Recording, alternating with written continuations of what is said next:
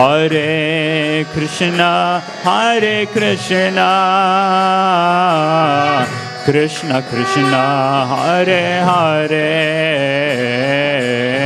Hare Rama, Rama Rama, Hare Hare.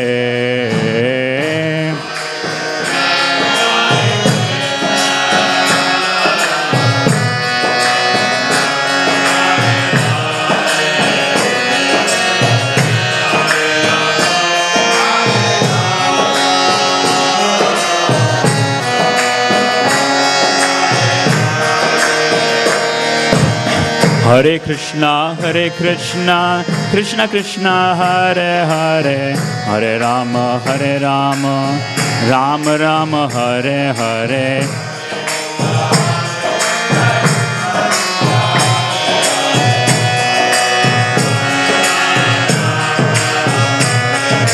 Hare Krishna, Krishna Krishna, Hare Hare, Hare Rama, Rama Rama, Hare Hare.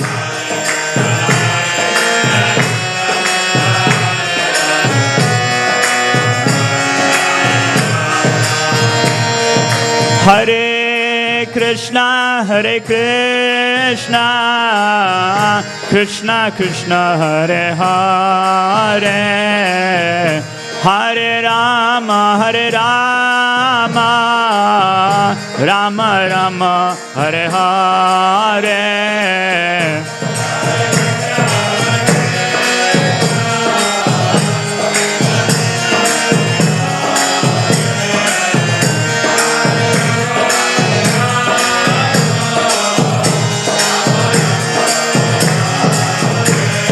Hare Krishna,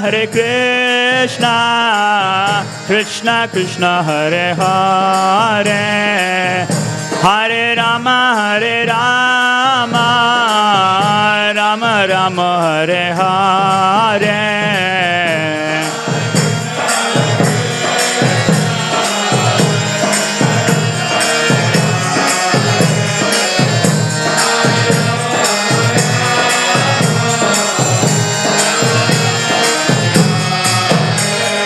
Hare Krishna, Krishna Krishna, Hare Hare, Hare Rama, Rama Rama, Hare Hare.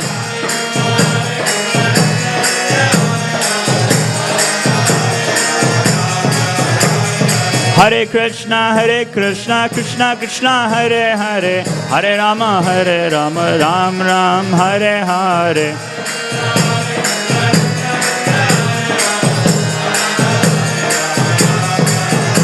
Hare Krishna, Krishna Krishna, Hare Hare, Hare Rama, Rama Rama, Hare Hare.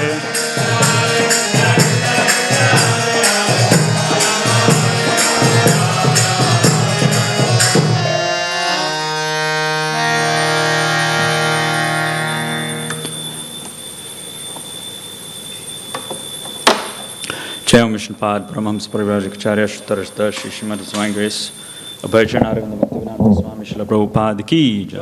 Jai Vishnupada, Paramahamsa Parivrajacharya, Ashtotarashta, Sriman Nrsimha Dasa, Srila Bhakti Siddhanta Saraswati Goswami Maharaj Prabhupada ki Jai. Grantaraj Srimad Bhagavatam ki Jai. Samaveta Gaur Bhaktivinoda ki Jai. Nitai Gaur Premanande.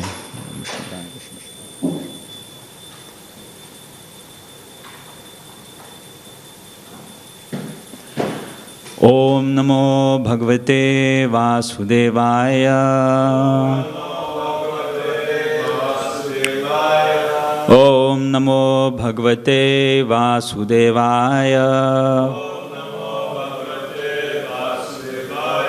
Om Namo Bhagavate Vasudevaya.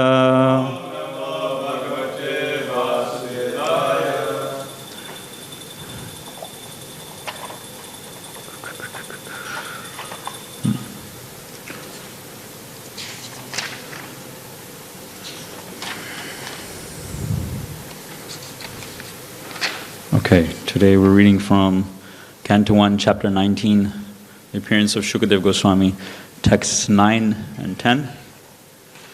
We have a long purport. Okay, please repeat. Atrir Vasishthas Chavanas Sharadvan Arishtanemir Bhrigurangirascha Parasharo Gadi Sutotha Rama Uttatya Indra Pramadhet Mavaho Medhatitir Devala Arishtisheno Bharadvajo Gautama Pipaladaha Maitreya Urvaha Kavashaha Kumbhayonir Dvaipayano Bhagavan Naradascha Atrir Vasishthas Chavana Sharadvan Arishtanemir Bhrigurangirascha Parasharo Gadi Sutota Rama Uttatya Indra Pramadhet Mavahu Medhatitir Devala Arishtisheno Bharadvajo Gautama Pipaladaha Maitreya Aurvaha Kavashaha Kumbhayonir Dvaipayano Bhagavan Naradascha Atrir Vasishthas Chavana Sharadvan Arishtanemir Bhrigurangirascha Parasharo Gadi Sutota Rama Uttatya Indra Pramadhet Mavaho Medhatitir Devala Ashtisheno Bharadvajo Gautama Pipaladaha Maitreya Aurva Kavasha Kumbhayonir Dvaipayano Bhagavan Naradascha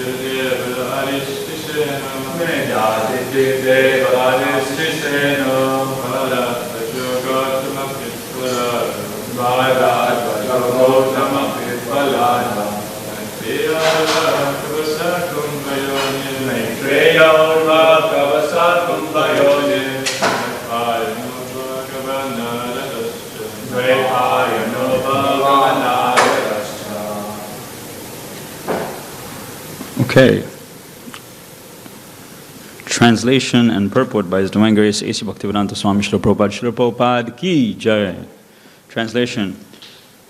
From different parts of the universe there arrived great sages like Atri, Chavana, Sharadvan, Arishtanemi, Bhrigu, Vasishtha, Parashara, Vishvamitra, Angira, Parshurama, Uttatya, Indra Pramada, Idmavahu, Medhatiti, Devala, Arshti Shena, Bharadvaj, Gautama, Pipalada, Maitreya, Aurva, Kavasha, Kumbhayoni, Dvaipayana, and the great personality, Narada. We'll just do Mangalarchan.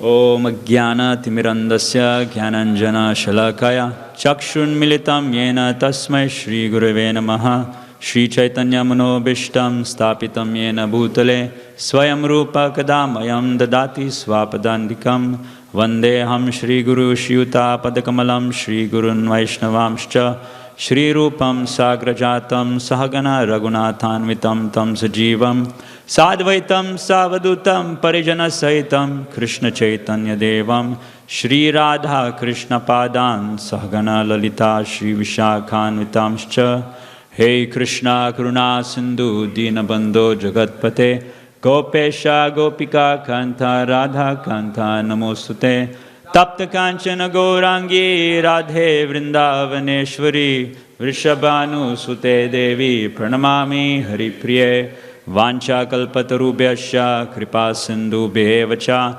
Patitanam Pavanebhyo Vaishnavebhyo Namo Namaha Jaya Shri Krishna Chaitanya Prabhu Nityananda Shri Advaita Gadadhara Srivasadi Gaura Bhakta Vrinda Hare Krishna, Krishna Krishna, Hare Hare, Hare Rama, Rama Rama, Hare Hare. So I was just thinking whether I should do word for word, because here Prabhupada is saying the word for word is just Atri to Narada, and then you're supposed to say Atri to Narada. And Srila Prabhupada says that means all the names of different saintly personalities who arrived there from different parts of the universe. So 2 verses, but the word for word is very short and sweet. Does anyone remember the last time all these great sages came in Srimad Bhagavatam? Yes, Prabhu. Yeah. So when Bhishmadev was lying there on the bed of arrows, a similar verse was there. And it looks like Srila Prabhupada is quoting that verse later on in the purport 196. And some of the people who were there during the passing of Bhishmadev are also here now for Shukadev Goswami's Bhagavatam class, and some of them are not. Those who Srila Prabhupada did already explain in 196, Srila Prabhupada is saying that refer back to that purport to learn about them. So we'll start the purport. Chavana, a great sage and one of the sons of Bhrigu Muni. He was born prematurely when his pregnant mother was kidnapped. Chavana is one of the 6 sons of his father. I think Bhavu Bhushan Prabhu was talking about the story of Chavana Muni. Which 8th canto, 9th canto? He was an old Muni, very old sage. And one day, what's her name? Sukanya. Sukanya was the daughter of a great king, Sharyati, I think it was. Sharyati. And King Sharyati and Sukanya went to the hermitage of Chavana Muni, and Sukanya was engaged in picking some flowers in the hermitage, and she happened to see some glowing objects within the hole of the earth, and out of her curiosity she touched them, she poked them, and when she poked them blood started to come from these glowing objects. They were apparently glowworms, and this Chavana Muni had taken the form of this glowworm, and he was injured by Sukanya's act. So then, so sometimes, I think I was saying in the last class, like we don't intend to do anything. You know, if you're sane, you don't intend to do anything wrong, to put yourself at risk in this mature world, but somehow by chance, Ganashampa was mentioning recently as well, this mature world is designed to frustrate you. And there's a whole plan behind that. Because if this mature world was not a place of frustration, then we would continue this dream, this illusion of living as if we are the center of the universe, as if we are Krishna, as if we are the supreme enjoyer. If you pray to Krishna, Krishna will facilitate your material enjoyment if you're inclined towards that. But at the same time, Krishna will create a situation where you'll also be detached. And we're seeing that in the case of Parikshit Maharaj. We also saw that in the case of Vena's father is Anga, is it? Maharaj Anga. Now, there, in that part of the Bhagavatam, it's mentioned that initially when Vena was born, so part of Vena is from like a demoniac lineage. It's mentioned in the Bhagavatam that his mother came from some descendant of some asuras or demoniac persons. So he had that inherent trait within himself, Vena. So when he was young, he used to kill his playmates. So it's not very much like Prahlad Maharaj, who used to inspire his playmates in Krishna consciousness. So Vena used to kill his playmates. So his father was frustrated, and it came to the point where he just broke down. And he said, what's the point of having a son like this? My life is useless, this and that. But then he gets a realization. Now this is the mercy of Krishna as well. He gets the realization that actually, why am I lamenting?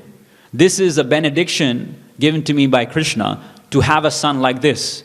Because by having such an awful son like this, it gives me an impetus to now take sannyas, to run away. So he actually ran away from apparently his duty, but he took up a higher duty. He took up a higher duty of dedicating his life to Krishna consciousness. So he turned that disadvantage into an advantage. And we need to do that, living in the mature world, because there's always setbacks, there's always disadvantages. Sometimes we get up late, we have rounds to chant, or then we have to attend work, there's problems there with people we work with and whatnot. But even Krishna, he takes a disadvantage as an advantage, and we need to follow in the footsteps of Krishna, because we're followers of Krishna and Srimati Radharani. And the example given is that Krishna does not want the living entities to come to the mature world. There is a verse in the 3rd canto of Bhagavatam which explicitly says that. It is not Krishna's desire that the living entities enter the mature world. But they do. So the prison house of the mature world is created. So Krishna, how does he turn that into an advantage? Krishna comes in his many multifarious avatars. Krishna comes as himself to perform Ras Leela and all these other Vrindavan pastimes. There's a verse in Brahma Samhita which explains that these pastimes that Krishna conducts is simply Lilayatena Bhuvanani Jayati Ajasram. They're victorious pastimes because Krishna comes to enjoy himself, so he retains his position as being the supreme enjoyer, but at the same time he fulfills his purpose by conducting pastimes which are so beautiful, so captivating, that the living entities have a chance to go back to the spiritual world. Krishna comes as Sri Chaitanya Mahaprabhu. So the Kali Yuga is like a dark black background. And Mahaprabhu comes as this golden avatar. So if one is perceptive, one can actually see with great clarity the mercy of Mahaprabhu. If you're fried enough in the mature world, you can actually see the clarity of Sri Chaitanya Mahaprabhu. He's giving us a chance to get out of this repeated birth and death, and Krishna is even saying that because of your material desires, you keep on degrading into the lowest species of life, and there's no way out for you unless you get the mercy of a devotee. So Mahaprabhu is coming to give us the easiest process, and he's enjoying. Mahaprabhu is enjoying. Bhakti Siddhanta Saraswati Thakur says that when Sri Chaitanya Mahaprabhu was preaching, it's not that he was in the business of actually trying to philosophically convince people, please take up Krishna consciousness, you're not the body, etc., etc. His way of preaching was to be so ecstatic in Krishna consciousness that people would be blown away. What sort of a personality is this? And they get so attracted to him just by his ecstatic symptoms that they just become devotees. But my Guru Maharaj says in a lecture that Srila Prabhupada doesn't want us to be avadutas and paramahamsas in that sense. Srila Prabhupada explains, or my Guru Maharaj rather explains, that Srila Prabhupada wants us to be like gentlemen, and we shouldn't go around like transcendental madmen, at least when preaching Krishna consciousness to the Western world, to people in general nowadays, because they wouldn't understand that. So yes, internally we may have ecstatic feelings, but for the sake of preaching nowadays in the modern context, we have to behave. We have to be like gentlemen, perfect. Prabhupada says perfect women and gentlemen. All my disciples are like that. So we can take the example of Sukanya. So her disadvantage was actually turned into an advantage when Chavana Muni, he actually engages in a sacrifice, I think, to appease the Ashwini Kumaras, and then he gets his youth back, etc. So continue in purport. Brigu, when Brahmaji was performing a great sacrifice on behalf of Varuna, Maharishi Brigu was born from the sacrificial fire. He was a great sage, and his very dear wife was Puloma. He could travel in space like Durvasa, Narada, and others, and he used to visit all the planets of the universe. Before the battle of Kurukshetra, he tried to stop the battle. Sometimes he instructed Bharadvaj Muni about astronomical evolution. And he is the author of the great Bhrigu Samhita, the great astrological calculation. Srila Prabhupada mentions elsewhere in the Srimad Bhagavatam that Vedic culture was so nice that even a poor man, he had access to medical treatment, to the highest knowledge of what his future was going to be. Srila Prabhupada explains in this purport that, I can't remember where it's from, but I can find out which canto it's from. But Srila Prabhupada is saying that Brahmanas, when they used to travel from door to door in Vedic culture, they were not paid money. So no one was the boss of a Brahmana. A Brahmana was self-employed. A Brahmana would go from door to door, and not only was the Brahmana educated in spiritual knowledge, but they were educated in other branches of Vedic knowledge like medicine and economics and so many things, because they were actually guiding the state. They were guiding Kshatriyas, so they needed to be educated in warfare, so many different branches of philosophy and knowledge. So Brahmanas used to travel, and in a certain house, the Brahmanas will give knowledge of health, how to take care of your health. In a certain house, Brahmanas would give other types of knowledge on how you can be maturely prosperous. So many different things. And Srila Prabhupada explaining that the Brahmanas, they would just ask for some small alms, just a little bit of food, just so they could subsist for that very day. And we know in the Vedic culture that a Brahmana traditionally, if he got something more than he could use in that day, he would even give it out as charity. Yajan, dan pratigraha. So they would take charity and they would give charity away as well. So, but nowadays, if one wants to get treated, then he has to spend so many hundreds and thousands of dollars just to get treated. Now it's not preventative, it's, what is it? Preventative, Ayurvedic is preventative. So you live in such a way that you don't get the disease in the first place. But nowadays, because they don't have that knowledge, people have lost control of their senses, even though they know it's bad for them, even though the packet of cigarette actually shows pictures of what it can do to you, people are helpless because they don't have a higher taste. And therefore they get diseases, and then they have to spend thousands of dollars trying to cure them, So he explained, this Brigu, he explained how air, fire, water, and earth are generated from ether. You'll find that in the 3rd canto, in the start of Kapila Muni's teachings to Devahuti as well. He explained how the air in the stomach works and regulates the intestines. As a great philosopher, he logically established the eternity of the living entity. So that Prabhupada is saying that's in Mahabharata. He also was a great anthropologist, and the theory of evolution was long ago explained by him. He was a scientific propounder of the 4 divisions and orders of human society known as Varnashram institution. He converted the Kshatriya king Vitahavya into a Brahmana. What is Bhrigu Muni also famous for? It's a story towards the end of Krishna book.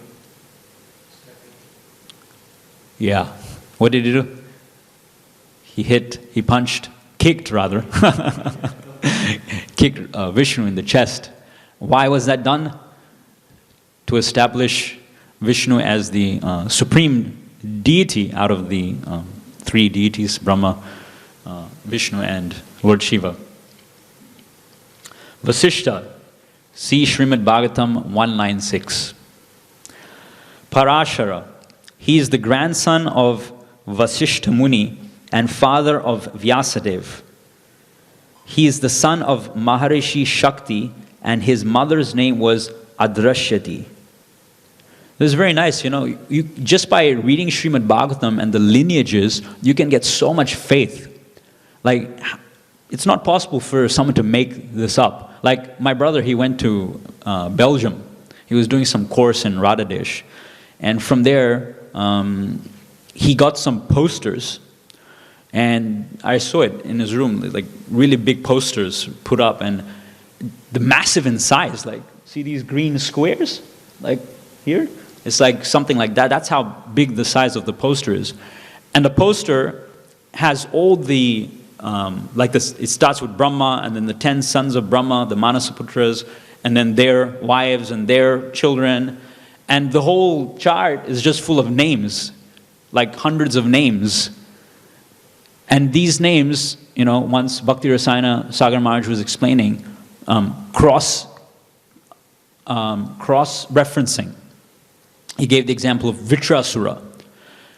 So one of the examples given to combat scholars is that, on the authenticity of Vedic scriptures, is that the names are cross-referenced in different Puranas and different Vedic scriptures in different time periods as well. And additional information is provided, and the same information is also provided. So that's an argument, cross-referencing. So these names not only are appearing in Srimad Bhagavatam, they're appearing in Mahabharata and so many other Puranas as well. Written by different authors, like Vishnu Purana is written by Parashara Muni, who we're discussing right now. So it's not possible, it's inconceivable for an ordinary human brain, like they say, like these scriptures were apparently written down in 1000 AD, 1200 AD or something like that. Ordinary person of Kali Yuga, it's just not possible to write something so vast. They may have their faith in the scientists.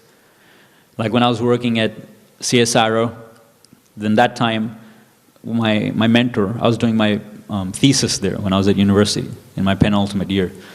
And my mentor there in the CSIRO, he told me that the higher grade of scientists, the elitists, the really philosophical people, they actually understand that there must be some intelligent design in the creation. Not enough time has passed for things to naturally evolve into the way that they are right now. But just for the masses, we're just propounding theories like evolution and natural selection and all that sort of stuff. So these were his words. And similarly, I was thinking that everyone has faith. Right? Like Rajanath Prabhu, once he gave the example that just by you walking into a room, in a building, subconsciously you have faith that the engineers who constructed that room have constructed in such a nice way that it's not going to crumble on your head. So you may be an atheist and walk into that room and be peaceful and happy, but you subconsciously have faith. The principle of faith is there, and that's how bhakti starts. It starts with Adav Shraddha. You just have to transfer your faith from some material person to Krishna. That's it. And then Krishna is giving us the scientific process by which we can verify the existence of Krishna within our heart. It's a very scientific thing, Bhakti Yoga. The laboratory is not the Bunsen burners and the test tubes. The laboratory is your own consciousness. And what can be a better laboratory? Because if you see something in the lab or in the clean room, your senses, because they're limited, they may fool you. But your consciousness is not going to fool you because that's you. So it's the perfect environment to conduct a scientific experiment on your consciousness. If you keep eating food, you get full. Are you going to say to yourself, I'm feeling full, but it's just an illusion. I'm just going to keep eating. Like some animals, they keep eating, like mice and rats. They just keep eating until they die. So it is possible. But thankfully, human beings are not created like that. So when it's to do with yourself, that's the perfect evidence. Now let's go one step higher than the body. The evidence is the consciousness and how you feel. That's very powerful. Because how you feel, that's very powerful. Because you believe in yourself and what you feel, naturally. You know? It's very powerful. He was in the womb, this is Parashara, he was in the womb of his mother when she was only 12 years old. And from within the womb of his mother, he learned the Vedas. So here we have another instance of someone learning the Vedas from within the womb of their mother. Just like Prahlad Maharaj, he also did the same thing from Narada. So it's explained in Bhagavatam that the first sense to develop in the womb of the mother is the sense of hearing. The first element is sound. What is it? Ether. Ether, sky. Sky is the first material element to be formed in the creation of the universe. And the object of the sense, which is related to the sky, is sound. And along with ether and sound, the sense which develops is the ear. Right? So when the Virat Purusha was being formed, the first thing that came was the sense of hearing. Right? Primeval sound, Om, was there. That was the first thing to be created in this universe. So he learned the Vedas in the womb of his mother. Where are we? Okay. And his father was killed by a demon, Kalmashapada. And to avenge this, he wanted to annihilate the whole world. He was restrained, however, by his grandfather Vasishta. He then performed a Rakshasa killing yagya, but Maharishi Pulastya restrained him. He begot Vyasadeva, being attracted by Satyavati, who was to become the wife of Maharaj Shantanu. By the blessings of Parashara, Satyavati became fragrant for miles. He was present also during the time of Bhishma's death. He was spiritual master of Maharaj Janaka and a great devotee of Lord Shiva. He is the author of many Vedic scriptures and sociological directions. And what else is Parashara Muni famous for? Srila Prabhupada often mentions, when we first come to Krishna consciousness, we learn a certain definition of Krishna. Yeah.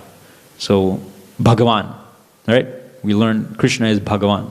So the possessor of all six material opulences, not material opulences, spiritual opulences, to an unlimited degree: beauty, wealth, fame, strength, renunciation, knowledge. And he possesses this to an unlimited degree. So Parashara Muni is the one who is given this definition of God. That God is Bhagavan, one who possesses all six opulences to an unlimited degree. That is given by Parashara Muni. Gadi Sutta, or Vishvamitra, a great sage of austerity and mystic power. He is famous as Gadi Sutta because his father was Gadi, a powerful king of the province of Kanyakubja, part of Uttar Pradesh. Although he was born Kshatriya by birth, he became a Brahmana in the very same body by the power of his spiritual achievements. So there's an example of how you can change your Varna by your guna and your karma, by your qualities and your work, not based on birth.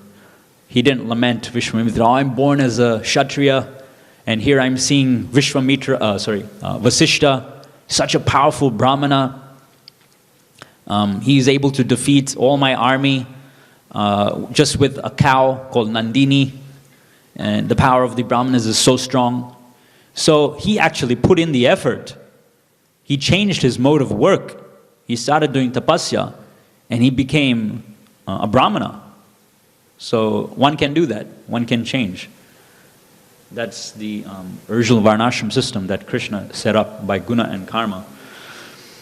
He picked a quarrel with Vasishta Muni when he was a Kshatriya king and performed a great sacrifice in cooperation with Maganga Muni, and thus was able to vanquish the sons of Vasishta. He became a great yogi, and yet he failed to check his senses and thus was obliged to become the father of Shakuntala, the beauty queen of world history. Once when he was a Kshatriya king, he visited the hermitage of Vasishta Muni and he was given a royal reception. Vishwamitra wanted from Vasishta a cow named Nandini, and the Muni refused to deliver it. Vishwamitra stole the cow, and thus there was a quarrel between the sage and the king.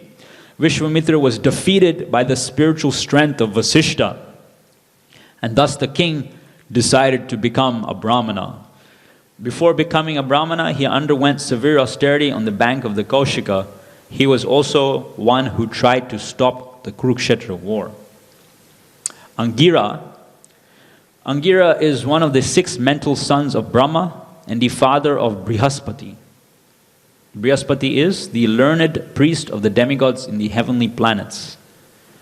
He was born from the semen of Brahmaji, given to a cinder of fire. Uttatya and Samvarta are his sons. It is said that he is still performing austerity and chanting the holy name of the Lord at a place known as Alokananda on the bank of the Ganga. Where in Srimad Bhagavatam does Angira Muni come? Does anyone remember? Which canto specifically? Or which part? Chitraketu pastimes. So what happens there?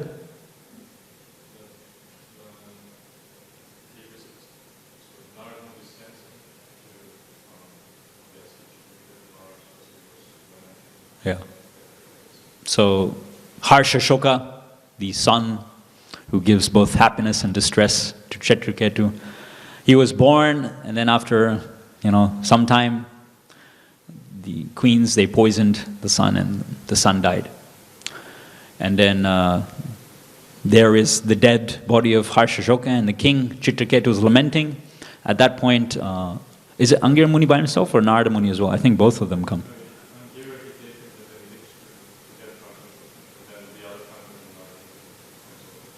Okay, so Angira was the one who gave Chitraketu the benediction to get Harsha-shoka.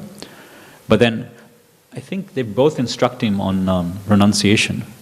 Yeah, Angira Muni is also there. So when Harsha-shoka dies, Angira Muni comes along with Narada Muni, and they both give Chitraketu instructions on renunciation, about how he's had millions of sons in previous births, and like that. So they pacify. So that's Angira. Parshuram, see Srimad Bhagavatam 196. Uttatya was one of the 3 sons of Maharishi Angira, as we just read. He was the spiritual master of Maharaj Mandhata. He married Bhadra, the daughter of Soma, moon. Varuna kidnapped his wife Bhadra, and to retaliate the offense of the god of water, he drank all the water of the world. Medatiti, an old sage of yore, an assembly member of the heavenly king Indradev. His son was Kanva Muni, who brought up Shakuntala in the forest. He was promoted to the heavenly planet by strictly following the principles of retired life, Vanaprastha. Devala, a great authority like Narada Muni and Vyasadeva. His good name is on the list of authorities mentioned in the Bhagavad Gita. When Arjuna acknowledged Lord Krishna as the Supreme Personality of Godhead, he met Maharaj Yudhishthir after the battle of Kurukshetra, and he was the elder brother of Domya, the priest of the Pandava family. Now, did you know Domya actually accompanied the Pandavas in their exile as well? So it wasn't just the Pandavas, Queen Kunti, and their wife Draupadi, but Domya, he also came in the forest for those 13 years. And it was Domya, the family priest, who actually instructed the Pandavas in the final year on how they can actually go incognito to hide from the Kauravas. So that was Domya. Like the Kshatriyas, he also allowed his daughter to select her own husband in a Swayamvara meeting. And at the ceremony, all the bachelor sons of the rishis were invited. According to some, he is not Asita Devala. Bharadvaj, see Srimad Bhagavatam 196. We almost finished the purport. Gautama, one of the 7 great sages of the universe, Sharadvan, Gautama, was one of his sons. Persons in the Gautama Gotra dynasty today are either his family descendants or in his disciplic succession. The Brahmanas who profess Gautama Gotra are generally family descendants, and the Kshatriyas and Vaishyas who profess Gautama Gotra are all in the line of his disciplic succession. He was the husband of the famous Ahalya, who turned into stone when Indradev, the king of heaven, molested her. Ahalya was delivered by Lord Ramachandra. Gautama was the grandfather of Kripacharya, one of the heroes of the battle of Kurukshetra. And finally, Maitreya, a great rishi of yore. He was spiritual master of Vidura and a great religious authority. He advised Dhritarashtra to keep good relations with the Pandavas. Duryodhana disagreed and thus was cursed by him. He met Vyasadeva and had religious discourses with him. So we're seeing Srimad Bhagavatam and Srila Prabhupada is purposely giving us an account of the greatness of all these different attendants of Srimad Bhagavatam class. These great sages are already well advanced in spiritual knowledge, yet, as the previous verse explained, they came there on the bank of the Yamuna when Parikshit Maharaj was fasting till death to hear Krishna Katha on the plea of a pilgrim's journey. So that's the plea.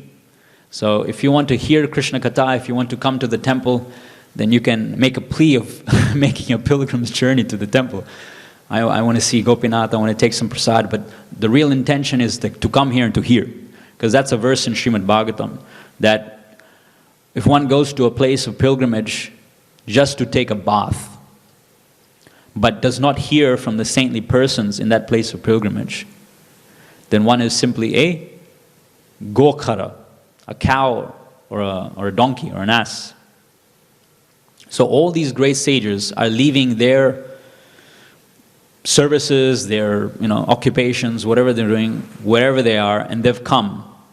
And Bhagavatam explained they've even come from higher planetary systems by dipping into the celestial Ganges, and they've come to that place to hear Srimad Bhagavatam.